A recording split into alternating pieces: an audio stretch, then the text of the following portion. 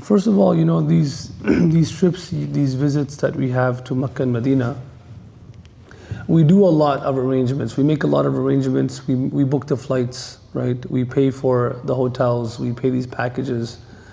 But the moment you arrive in Medina, so this year we went to Medina first.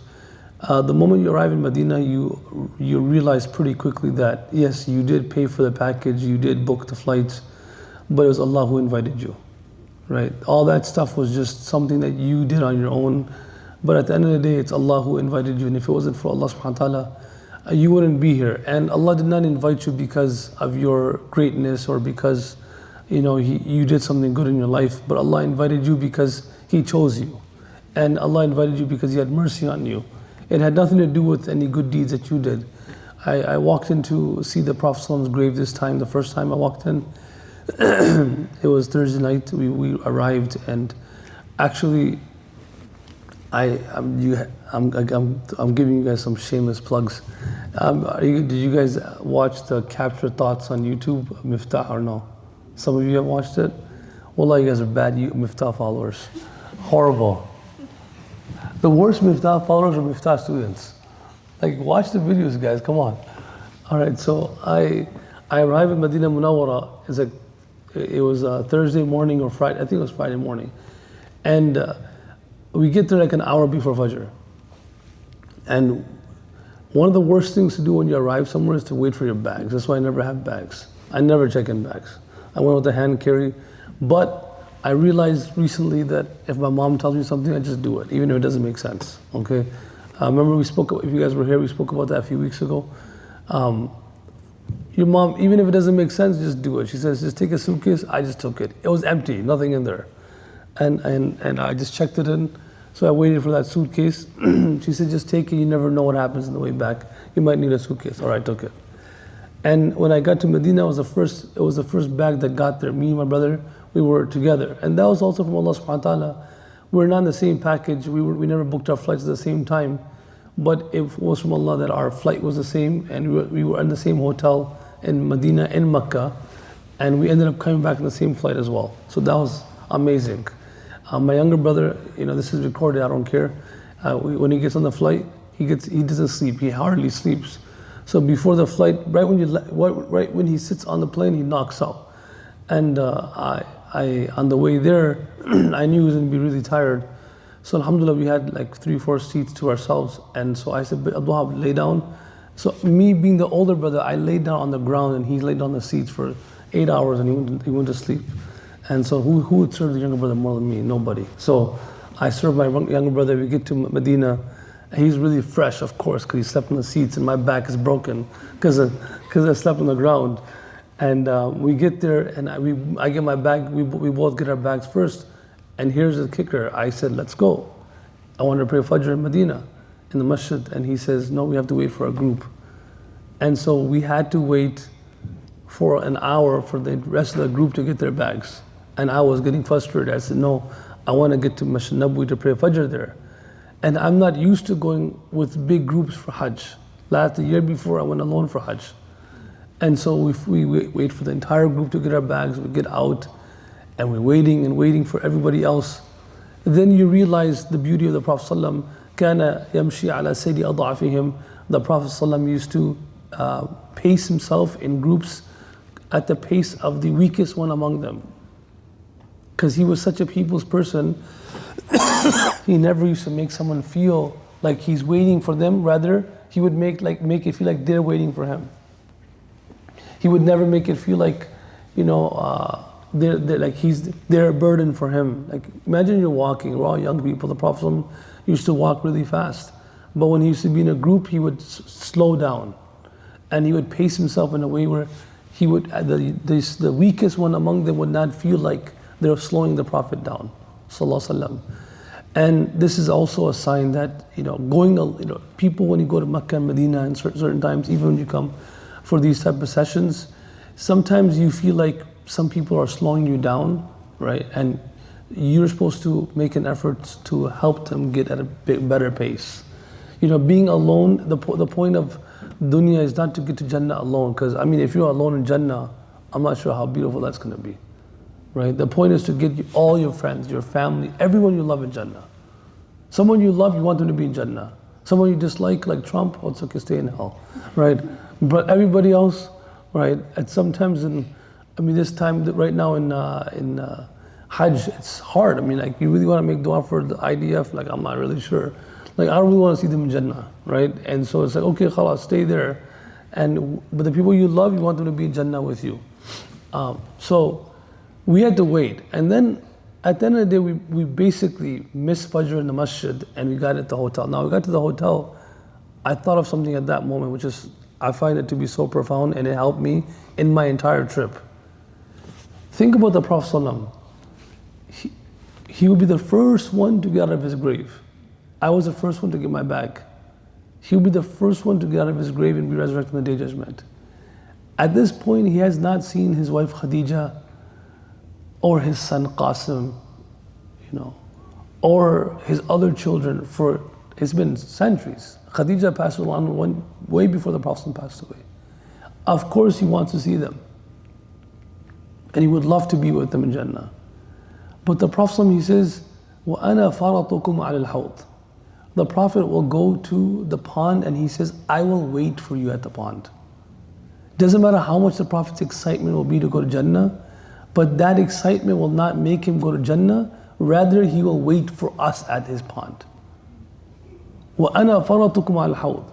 How much was my excitement to get to his masjid? Of course the Prophet has excitement to get to Jannah to be with his family. But he said, I'll wait for you. And he will be the last one after everyone's hisab is done. You know how annoying that is? To be at the airport and wait for the last person to get the bag. The whole time wait and wait and wait and wait. He will be the last one that will leave Mahshar and go towards Jannah. He'll be the first one in Jannah. But he'll be the last one to the doors of Jannah. We will all wait for him. He will wait for us at the pond and we will wait for him at the gates of Jannah. That makes you appreciate the Prophet even more, sallallahu. Because if it was us, we wouldn't blame somebody, right? That you got to Medina, you went to Masjid, we won't blame them.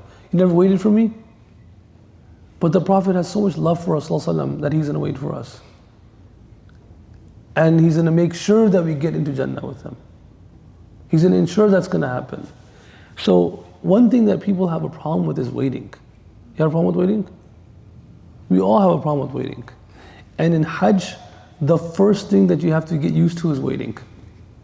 Because over there you wait a lot. And you wait so much, you actually wait without any clues and ideas of what's happening. They're like, the bus will be here 8 o'clock. They say the bus will be there 8 p.m., it's going to be the next day at 10 a.m. You're waiting. You're supposed to be somewhere in 10 minutes, you're waiting for the 2 hours. So waiting, people who can conquer waiting at the beginning of Hajj, Hajj is supposed to Hajj brings these type of travels and journeys bring out certain qualities in you. They're supposed to refine these qualities in you. And the first one it does is actually waiting, right? And I want you guys to keep this in mind, that if it's something difficult for you to wait, remember the Prophet's going to wait for you. Just remember that all the time. If you can't wait today, just remember the Prophet's going to wait for the Day of Judgment. The one who is worthy of being waited for will be waiting for you. So it's okay, no problem. Nonetheless, after this long trip, I'm going to go over a few things and we're going to conclude so you can remember everything I say today, inshallah. When I get to the Prophets, when I go to Medina, first of all, Medina Munawwara is the best place for people to go who have problems, broken hearts, issues, difficulties. It's one Urdu poet, he says, "Hudud gham se nikal gaya hu." One line of his, he says that walking into the boundaries of Medina is like walking out of the boundaries of your own stress. The moment you get into Medina Munawwara, you basically leave the boundaries of your worries and your concerns, and you enter the boundary of Medina Munawwara. And he says, and it's like Medina, it's like at the time of the Prophet ﷺ, when people had difficulties, they'll come to him and the Prophet will give them a hug and that's enough, right? Now it's like the city of Medina gives you a hug, right? and you see the Prophet's dome, and then you come and say salam. I walked in this time, and there was an old man who was walking next to me, and honestly, I love walking in to the Prophet's masjid with elderly people, whether they speak Urdu or English or Arabic. Never with the English person, because English is a terrible language. But any other language, like I just feel like these people, someone who's 70, 80 years old has not been to Mecca, Medina in their life. Their emotions are going to be different. I was doing tawaf of the Kaaba with this old, cute couple. They're so cute. And they had to be like 70 plus years old. It was like this guy doing tawaf, and his wife was next to him, and the guy, honestly, he was reciting the sheets as if this guy was Muhammad Tariq. Like literally the guy was just, he was vibing, right? He was reciting poems, and it was so beautiful, but I didn't understand what he was saying, because it was not in any language I understand. It wasn't in Urdu, Punjabi, it wasn't in Farsi, it was in Arabic, but I felt so much closeness. I felt this man, that he was so close to Allah. So when my whole group was behind me, I stayed next to him, and then I put my arm around him, I kissed his head, I said, make dua for me. And then he kissed me, and he said, please make dua for me. I told him, I have these many kids, and make dua for all you guys. And he made dua. Then I asked him, where are you from? He's from Kashmir. So he was reciting it in Kashmiri, and I didn't understand it. But he was just like on another level, right? Just reciting and reciting the love for Allah. It was just captured his heart, So this old man walks into Masjid Nabawi with me to say salam to the Prophet ﷺ. He said the moment, I had a poem in my mind that I was going to say. The moment he gets close to the Prophet's grave, he says a poem, and the poem like literally broke me into pieces. And that's basically what I'm saying, what I said to you earlier, is when you get there, is when you get there, you realize, you made the arrangements, but Allah accepted you, right? So he says, دار النبوة ذنبي عنك أبعدني وحسن ظني بربي عنك أدناني ما زلت جميلا في مخيلتي حتى كأن قد التقينا منذ أزماني. He says this poem. It's so beautiful. He says, oh the city of the Prophet ﷺ, it was my sins that kept me so far away from you. But it was my good assumption in Allah subhanahu wa ta'ala that brought me close to you. My sins kept me far away from you. If I had to come, if it was a decision that Allah made based on my deeds, I would never come close to you. But it was because of Allah's mercy and Allah's love for me that He brought me close to you. مَا زِلْتِ جَمِيلًا فِي مُخَيَّلَتِي. You were always such a beautiful image in my imagination. Because think right now, if you just close your eyes and say, all right, I want you to imagine Medina. Everyone would have this beautiful image of it, correct? Like even if you imagine it 1400 years ago, you will still have a beautiful image. Like this beautiful picture. مَا زِلْتِ جَمِيلًا فِي مُخَيَّلَتِي. And right now we have the luxury of seeing pictures. And that's why we have an image of Medina. I realized after, I don't have a photographic memory. I memorized the first line. And I left, and right away I put it on my notes. And later on, I'm like, I want to know the next few lines. And then I searched it more and more. And I realized that this poem was recited by an old Egyptian poet who came to Medina Munawwara in 1940 something, when he was very old. And when he first arrived in Medina at his old age, the moment he saw the Prophet's grave, he said this poem. Okay, so at that time, this person, he says, مَا زِلْتِ جَمِيلًا فِي مُخَيَّلَتِي. You were always this beautiful image in my imagination. He never saw pictures of Medina, right? He could only picture it in his mind. So he says you were always this beautiful image in my imagination. حَتَّى كَأَنَّا قَدْ الْتَقَيْنَا مُنْذُ أَزْمَانِي. As if I have met you many times before. As if I've been here before. Like you know what's interesting about Medina, which is not common about any other city in the world. When you go to any other place in the world, you feel out of place for the first few days. Like even if you're there for a long time, you're just like, it doesn't matter how beautiful the place is. You're trying to figure out where to go. But Medina, the first day you're there, like my mom, like the first minute she gets there, it's as if she owns the place. She started walking around, she knows where the gates are, like, okay, like relax, Maybe some things have changed. No. Like, it's like you've been there before. You know this place. You don't even feel like that about Makkah. Like Makkah, you actually feel out of place. Medina, you feel right at home. As if you've been there, you're born there, you know this place, this is your city. Because it is your Prophet ﷺ, right? That's your Prophet ﷺ. So yeah, I mean, that poem like kind of set the stage for me while I was in Medina Munawwara for the next few days. And then, you get to, of course, the city is a beautiful city, and I don't want to speak about that for too long.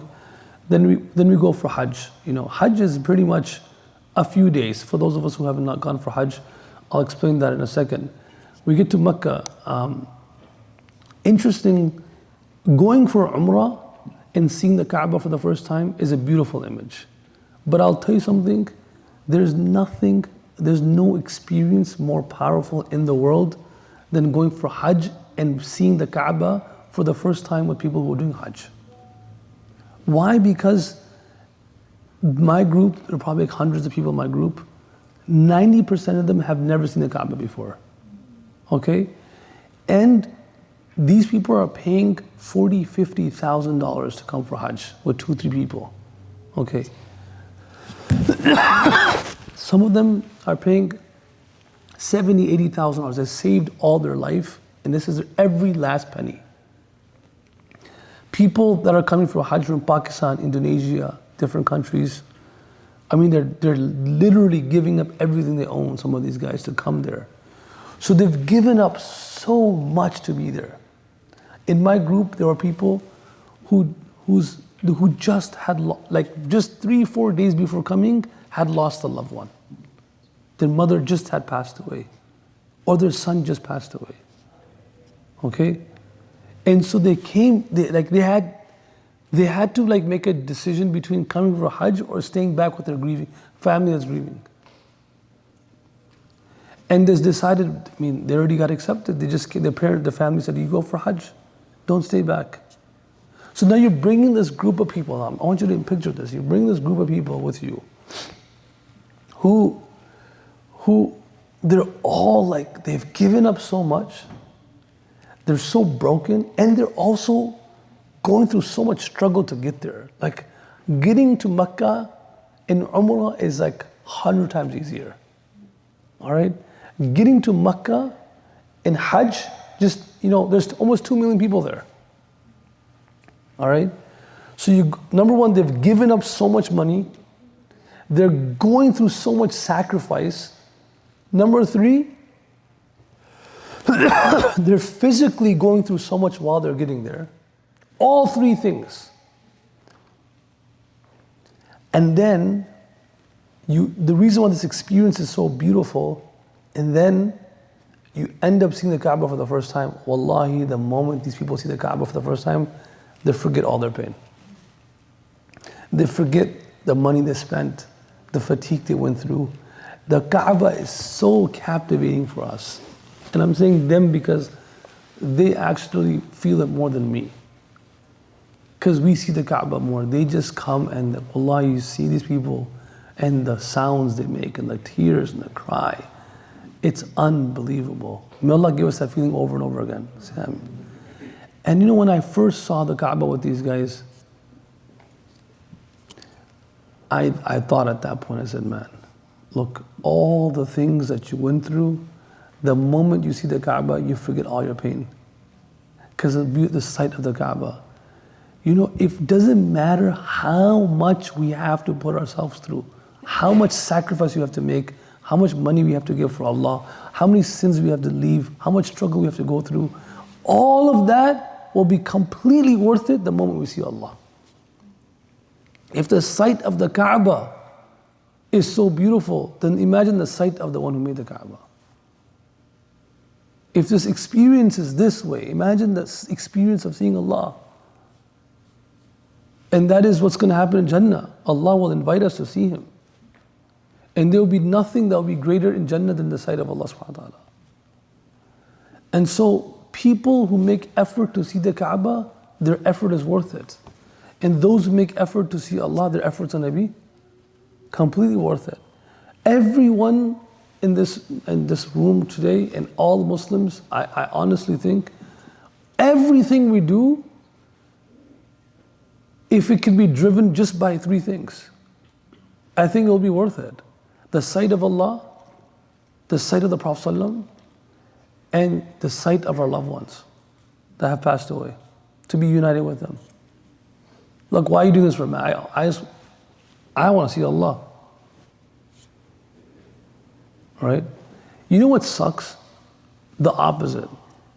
People make so much effort for some objective in this dunya, thinking that it will be worth it at that point, but it's not worth it. You follow me? Right? They make so much effort, they put all their eggs in a basket, right? That I'm not shaming or making fun of or belittling pre-med and med school, okay? May Allah bless those who are doing it. Please give Miftaah money later. So I'm not doing anything, I'm not saying anything bad about them. I'm saying those who are going through these programs, they know people more than they put all their eggs in that basket. That, I have so many friends like this, so many friends. Bro, they lost hair when they're 22 years old. They started, they never had a life. They put all their eggs in that basket, okay? I want to finish my pre-med, I just want to go to this school, I'm in med school, kind of residency, and they realize they hate their life. That what they tried to achieve, they never got. Because as our generation that's graduating as doctors are not the same as the previous generation. Like when we are graduating as doctors, we don't have the flexibility of being free. We pretty much are monopolized by hospital. I'm just saying our generation. Pretend like I'm a doctor myself. All right. We kind of we're kind of monopolized by hospital. Previous generation, you can build your own clinic, you can start off from scratch. Now all right, now you're stuck with a corporate structure. And you're slaving again. What's going on over here? One of my friends, same thing, he's his whole life wanted to become a lawyer. He became a lawyer. The first 4 or 5 years of his life, he was literally, he contemplated suicide 3 different times. So people do that all the time in this world. People of dunya do that they put all their eggs in the basket to get to a point.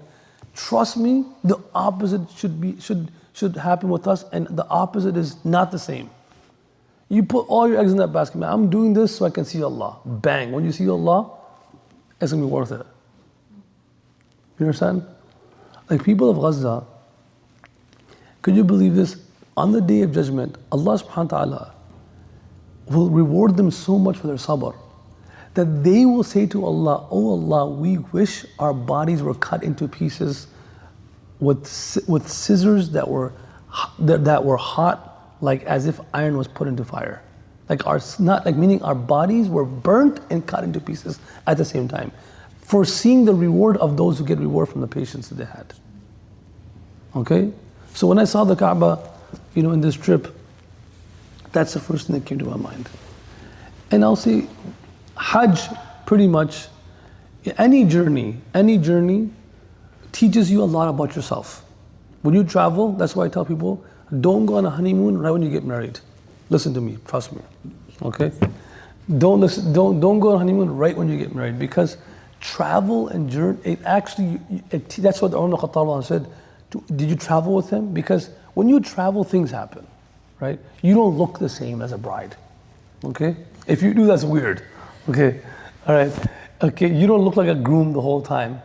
Maybe one of the husband or the wife, sometimes you marry somebody and the dude is very forgetful. He forgets his keys somewhere, forgets his passport somewhere, forgets the color of the suitcase. That can be frustrating, all right? When you travel teaches you a lot about yourself. Hajj teaches you a lot about yourself. You know what it teaches you? Number one thing it teaches you? How much more you can push yourself. That's what it teaches you. I hate walking. Walking from my parking lot to here, that's why I always park right here. Right here, I park. If there was a parking spot right here, I'd park right here. Not because I think I'm special, I just don't like walking. I like running, not walking. Like even when I'm playing basketball, if I see someone walking, I'll slap them. Like, you'll run. What are you walking for? Okay? Like Steph Curry once said, like he said, do anything on the court but stand. You can't stand. You better not be standing in front of my team. Walking, no way I walk. Now when you go for Hajj, if you're in the, like I was in the, there are basically 3 categories of Hujjaj now from America. One is like the super elite Hajj. The second is elite, and the third is like the super broke Hajj. Okay? Which one do you think I was part of? Tell me. I want to know if you guys know me very well. Okay, which one do you think Sheikh Abdullah was part of? Super elite, okay? Sheikh Abdullah was super elite. And it's not like he even knew that. Allah put him in that. It's not like we chose that. Like Allah just said, okay, Dar es Salaam, boom, they put him in super elite. Which one do you think Mufti Abdul Rahman was part of? Elite, yes. Which one do you think I was part of? That's why I'm sick. Like I was part of the one that's like, I don't like to be close to shaitan, so I was far from shaitan. Because elite means you're next to shaitan, okay? Them and shaitan are buddies, all right? And me, I was like an hour and a half away from shaitan, okay? Which is like 2-3 miles away, all right? And 2-3 miles one way, okay? So you go there, like in this Hajj right now, we end up, look, I'm looking at the dates, today is what, Thursday? Right? So last Thursday, yes. Last Thursday was Arafah from Saudi. So Wednesday, we go to Mina. We stayed in Mina all day on Wednesday. Then Thursday morning, we go to Arafah. Arafah, the timing of Arafah is from Asr till Maghrib. For 6-7 hours, we make dua, we cry in front of Allah subhanahu wa ta'ala. It's a beautiful experience. Allah take you over and over again, right? Then at nighttime, you go to Muzdalifah. Muzdalifah basically is exactly how I'm saying it, and it's 10 times more challenging. Muzdalifah is just this massive, like it's a mountain and like this plain, and there's no tents, nothing. You have to sleep the night there, right? It's no tents, nothing there. You just come there and you lay down over there. And I actually thought about that. I said, what's the hikmah of going to Muzdalifah after Arafah? Arafah is when you're reborn. No more sins after Arafah. When a child is born in this world, right when the child's born, like they check the heart rate and they put like a warm cloth to clean the body. So Allah checks our heart rate in Muzdalifah after we're born, and instead of cleaning us with a warm cloth, He cleans us with the dust of Muzdalifah. All right? Because you cannot take flight towards Allah until you get rid of your own ego. Okay, many times in this world, we do things in which our sins are forgiven, but our habits are not broken. Does that make sense? Our sins are forgiven. Allah forgives our sins. But there's a different level for your habits to be broken. You have to work harder for that. So for example, after Arafah, your sins are forgiven. But you have this habit of talking back, of arguing, of not letting go of things. So Allah is teaching you at that point. That's not how it works. You have to that's what Iqbal Rahmatullahi says, غبار آلود ہے رنگ و نسب غبار آلود ہے رنگ و بال و رنگ و نسب تیرے اے مرغ حرم اڑنے سے پہلے پرفشاں ہو جا. He says that your birds, and subhanAllah, he says, اے مرغ حرم, he says the bird, O bird, before you take flight, your wings are filled with particles of sand, of dust, and before you can take flight, you have to dust them off, and then you can take flight. So in Muzdalifah, you have to dust your ego off. I'm nobody. And you're being taught, what do you do in Muzdalifah? You pick up pebbles to stone shaitan. And you're being taught that the one who never dusted his wings off, look how much he's getting pelted. Okay? To get to Allah, you have to crush yourself. You have to be at a point in your life where someone who insults you or someone who praises you is equal. There's no big difference. You know, like whenever one of our students, our boarding school is one of the most difficult businesses to be in because it's so hard to expel students. It's very difficult to expel a student. So before I went for Hajj, we expelled a student. He was a good kid, he got expelled. And I honestly was very heavy on me the whole Hajj. I don't like expelling students. His father came to our madrasa 2 days ago, and he told the staff members of madrasa, I used to make dua for Mufti Abdul Rahman every day at 4 a.m. Now I'll make dua against him every day at 4 a.m. That's literally what he said. Right? And my son was going to become a scholar, and now I'm going to intentionally make my son a singer.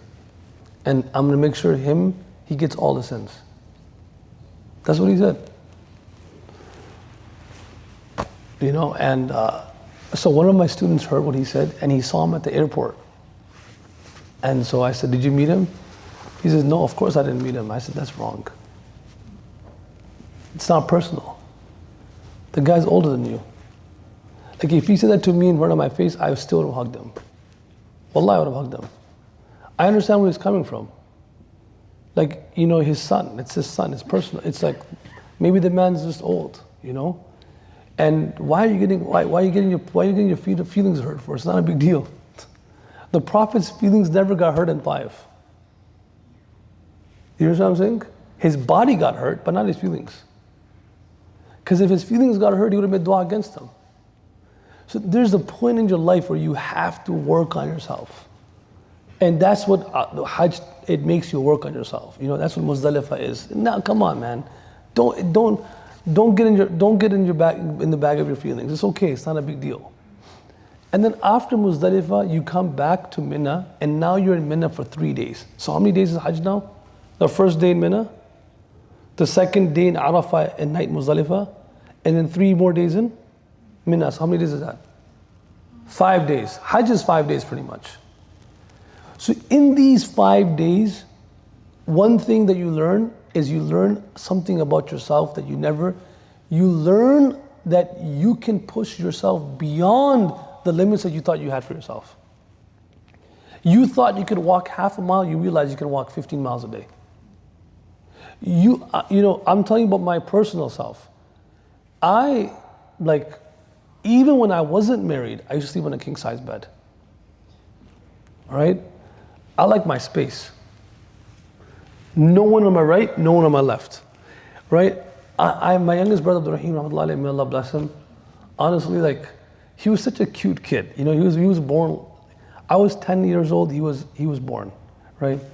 And so now when I'm 12, 13 years old, he's like 2 or 3 years old, he loves sleeping with his brothers, right? And now when he's 5 years old, I'm 15 years old, 16 years old. And I did not like him sleeping with me, right? He used to come lay down next to me, put his legs over me, like, get out of here, bro. I'm trying to sleep. Wallahi, the night before he passed away, on Sunday, I walk into my mom's room, Abdul Aziz is laying on my mom's bed, and Abdul Rahim is laying on the bed with his legs over my brother. Because he's always a baby. And I remember telling him, like, Abdul Rahim, you're 22 years old now, bro. You can't do that anymore. And Abdul Aziz is like, no, it's okay, man. It's Abdul Rahim, it's okay. That's the night before he passed away. Right? Rahmatullah alayh. So, I'm like that with my kids too. Then you go to Mina, bro, in Mina, like, you're sleeping here, the guy's here, there's a guy here, and there's a guy here, like right here, and there's a dude right here. The beds are, this is a king size bed for Mina. You can't even move, you're like this. The guy in front of me, poor guy's head, he got hit 4 times in like 1 hour. And he had a bald head, bang, bang, his head is getting hit by people, and we're at the door. But subhanAllah, you realize that you thought that you could never sleep in this situation, and you're knocked out. You're knocked out. You realize so quickly, I don't like walking. In Hajj, I put in my GPS, 4 miles, oh, that's easy money. 4 miles, it's an hour walk, let's do it. 4 miles. I came back right now, first thing I checked was madrasa to my mom's house, 1.4 miles. That's nothing, I'm gonna walk there. I'm never gonna walk there. I actually said that to Hassan Suleiman last night. I'm like, I'm gonna start walking, and he started laughing. It's like, Mufti Sahib, you're not gonna start walking. It's actually something you develop in Hajj. Like walking becomes, And you're not walking with shoes, you're walking with flip-flops. You know those scissor slippers? Those ones? Without socks, that's what you're walking with. Right? And the heat in the crowd, you realize you can sleep in, in tight spaces, you can walk more. I learned that about myself. You know what one of the sisters said when I said this?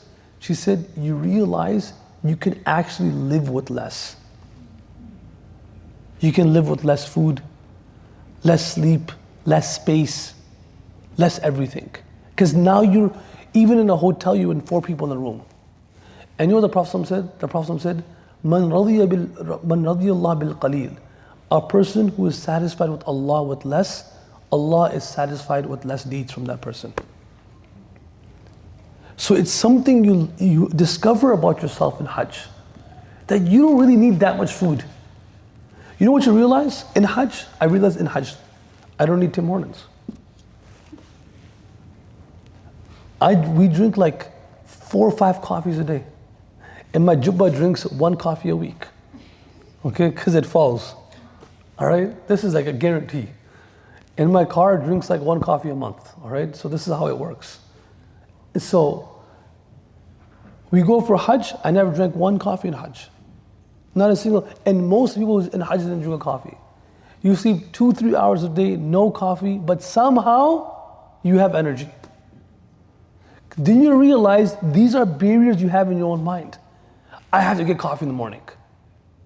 And when you keep saying that to yourself, then you get a headache. Okay? I have to do this. Habibi, I'll tell you, Hajj teaches you, you can push yourself beyond that place that you think you can get to. And I'll conclude with this. Muhammad Ali rahmatullah used to say, when someone said to him, how many push-ups do you do a day? And he said, I don't even start counting till I feel the pain. What do we do with a'mal? We stop doing good deeds the moment we start feeling pain. The moment, when you start doing deeds, when it's painful, when it's more difficult, that's when you see the actual change. When you just come to Miftaah or halaqas or Ramadan, when everything feels good, you're not going to get the same growth.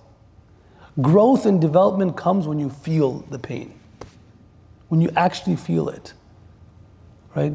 The pain of doing your feet are hurting and your eyes just in Hajj, that fatigue and that pain of ibadah that on your body is what gives you that nur. That nur comes from that, not from that comfort. So Hajj teaches you so much about yourself. And finally, I will say this, those good qualities that Hajj teaches you have, like patience and tolerance, these are qualities that all of you have. I'm going to finish this is a hadith of Prophet ﷺ. All of us are minds. We all have beautiful qualities. The Prophet ﷺ said, An-nasu ma'adan. Human beings are oil mines, gold mines, diamond mines. كَمَعَادِنِ الذَّهَبِ وَالْفِضَّةِ. Every human being is a mine. A mine is, what's the first thing about a mine is that you have to first identify it, correct? It's hidden. After it's a hit, the first thing about a mine is the worth of a mine is hidden, correct? All right. Number 2, you have to discover it, correct? And number 3, you have to make effort to extract those, the valuable, whatever thing is valuable from that land or whatever that area is. You have to extract that value out of it. You have to make an effort, constant effort. Number 1, we're born with good qualities. Doesn't matter how bad you think you are. Yes, we're all sinners. We are born with, every single one of us has the ability to be patient, has the ability to be tolerant, the ability to be generous. It's in us. Okay? So you know that for sure. The Prophet said it. Sallallahu. We have to discover it. Sometimes you have to put yourself through difficult conditions and circumstances for you to even discover that about yourself. So Hajj puts you through that. And the third is you make effort to extract that from yourself. So don't be someone who, imagine someone like the people who lived in Kuwait and Qatar 100 years ago. They lived and died living on a mine but never extracted it, never discovered it. They died while living on an oil mine and lived their entire life broke, lived in huts. People came after, discovered that you actually lived on a mine. You all have beautiful qualities. You have to discover it and you have to make an effort to extract it. And the effort it's a struggle. It's going to be a struggle. Remember we spoke about tolerance? One of our elders said, how did you develop tolerance? He said, I developed tolerance through exercising tolerance with people I have no choice, so that I could be tolerant with those who have a choice. Meaning, I exercise tolerance with my own kids. All right? A 2-year-old or a 1-year-old, a 3-year-old, man, you gotta be tolerant with your kids. And I kept exercising that, so I got used to being tolerant. Now with people outside my family, it became easy. إِنَّمَا الْحِلْمِ التَّحَلُّمْ. So Hajj also teaches you things about yourself. And I want to tell all of you that you guys all have beautiful qualities. I didn't think I had the beautiful quality of walking, or sleeping in tight spaces, or not eating for like 2 days straight, like not eating at all, like literally. Or being like a person in Hajj as a scholar, you answer the same question 50,000 times. And it's like, bro, come on, man. Like, but you gotta answer the same question. And when you come home, your kid asks you the same question 3 times, you get pissed off. That's your son. Like, I just answered that. Did you hear me? No, but that's not what the Prophet did. He never got annoyed by questions. Especially, he never ever got annoyed from people's questions. He never said, well, watch my YouTube video. Answer the question the same exact way. So yes, non-Muslims don't go to Hajj. Muslims go to Hajj. But historically, the highest level of acceptance of Islam was always post-Hajj. When Muslims came back to the countries they left from, this used to be the highest percentage of Hujjaj, of Muslims converting to Islam, were on the pathways of Hajj. That's why the Crusaders, what they did was, they went and attacked the pathways to Hajj. Because wherever they used to go back and on the way to and back from, people would accept Islam. People would like, Labbaik Allahumma labbaik. They'll be hearing these chants from miles away.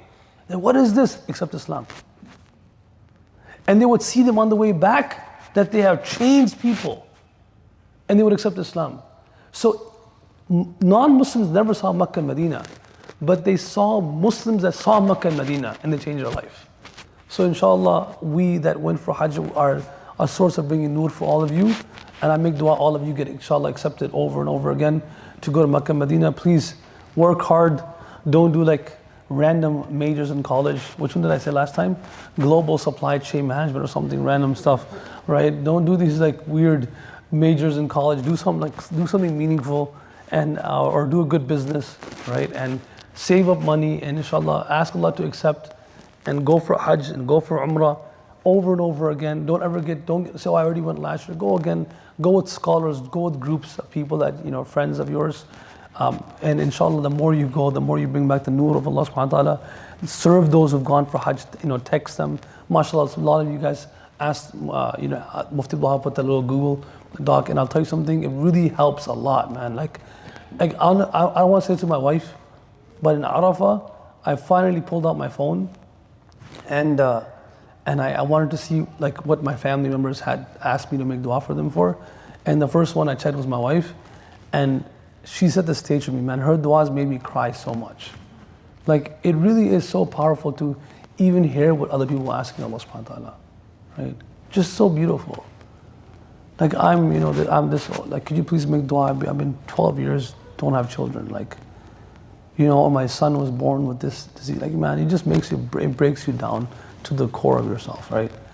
And I honor the dua that we made the whole time, which is so sad when you come in Makkah, when you come in Mina, and you're walking, you see tents for people from all over the world, like every country in the world. This is tent for people from Jordan, from Spain, from Italy, from here, from there, but you don't see people from Palestine, right? You don't see a camp from Palestine, and that's so sad. And honestly, I made dua, and a lot of us made dua, that Allah, you can take our space, but make sure there's a huge camp for them next year, right? because you have to be able to leave Gaza. And there's no section for them. They're not letting them leave. Even from the West Bank, they're not letting them leave. And if they are, they're not part of a Palestine tent, right? They're part of like some other place. So, there are people that they deserve to be there much more than us. So may Allah accept them, inshallah, and accept all of us. So all of your du'as that you asked for, the people that were there, it really helps us too. It gives us so much energy, so much meaning while we're there, and we realize that people are depending on us, for their du'as. So we try to make du'a for all of you as much as we can. Inshallah, we'll see you. Hopefully, I get better by Saturday for the graduation. Those of us who come. Otherwise, we'll see you next week on Thursday, inshallah. Jazakallah khair.